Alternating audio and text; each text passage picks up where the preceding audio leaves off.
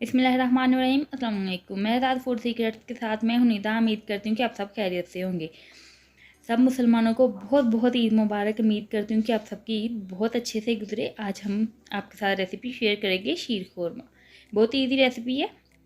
1 table spoon मैंने देसी घी ले लिया है। आप इसकी जगह बटर भी यूज़ कर सकते हैं। इसमें मैंने वर्मसेलीज ले ली है, एक छोटा कप।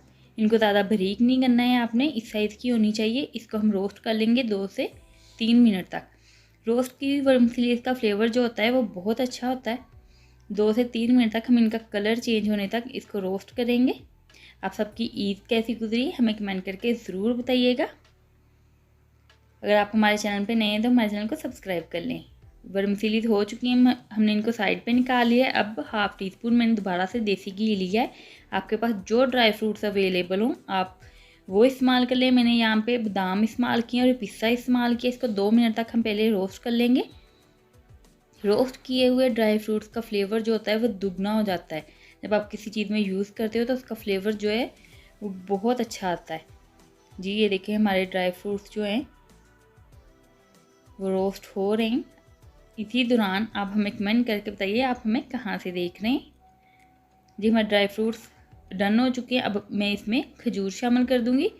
तकरीबन 5 से 6 खजूर है जो मैंने इसको काट लिया है। आप शवारे भी इसकी जगह इस्तेमाल कर सकते हैं। इसको निकाल लेंगे हम साइड पे। अब आधा किलो मैंने दूध ले लिया है 500 ml। इसको बॉयल आने देंगे और बॉयल आने के बाद 3 से 4 मिनट तक हम दोबारा पकाएंगे और 1 चुटकी हम इलायची पाउडर शामिल कर देंगे। 5 से 6 मिनट हो चुके हैं। अब हमने इसमें ड्राई फ्रूट और वर्मसेलीज शामिल कर दी हैं और 3 से 4 मिनट तक हम दोबारा कुक करेंगे कि हमारी वर्मसेलीज जो हैं वो डन हो जाए। हमारी वर्मसेलीज जो हैं वो अच्छे से डन हो चुकी हैं। अब हम इसमें चीनी शामिल कर देंगे। आप अपने जायके के हिसाब से शामिल कीजिएगा। मैंने यहाँ पे 2 टेबल स्पून शामिल की है। हमारा जो शीर खोरमा है वो तैयार हो चुका है। इसको रूम टेम्परेचर पे हम ठंडा कर लेंगे और एक बाउल में डाल के इसके ऊपर कुछ ड्राई फ्रूट्स हमने डाल दिए और कुछ रोज़ पेटल रख दिए। अब हमारे शीर खोरमा सर्व करने के लिए तैयार है। आपको हमारी रेसिपी कैसी लगी हमें ज़रूर बताइएगा। लाइक कमेंट एंड शेयर ज़रूर कीजिएगा। Thank you for watching. अल्लाह हाफिज़।